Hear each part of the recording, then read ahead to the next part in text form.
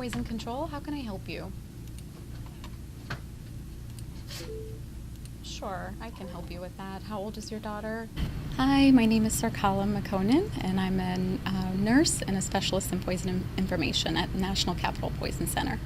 I've been at National Capital Poison Center for about 6 years, almost 6 years.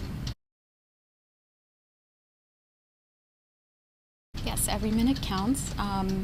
So you kind of have to judge between what's important now, gathering as much information as you possibly can, or just right off the bat letting a patient know if it's a critical situation to call 911 or connect them to 911 right away.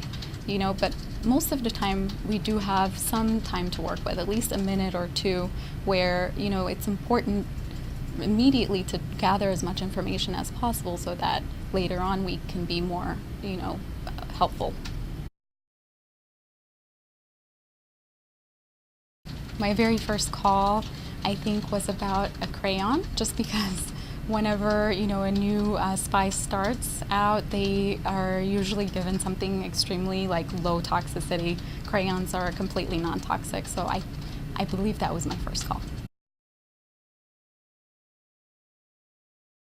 Well, one of the most unusual exposures for me when I first started out, because I wasn't even aware that such a hazard existed, was button batteries. So when I first started working here, I found out that we're the National Battery Ingestion Hotline as well for the entire nation, and our 202 number is actually printed on all battery packaging and toys that use batteries and things like that. So when I first started working here, I had no idea that people swallow batteries. I just didn't know that it was an issue at all, and apparently it's a huge concern, especially in pediatrics, because those disc batteries are large and they can get stuck in the esophagus and they can cause a burn and cause even death. So that was extremely surprising to me that I just wasn't exposed to that previously.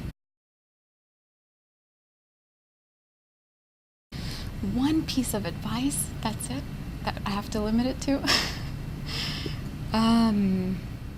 Just try to keep products in their original container, and basically don't transfer it out of the original container, and especially in an unlabeled place, and especially not in any place that is where food or beverages may be stored, like a refrigerator and things like that, because that's when toxic ingestions can occur.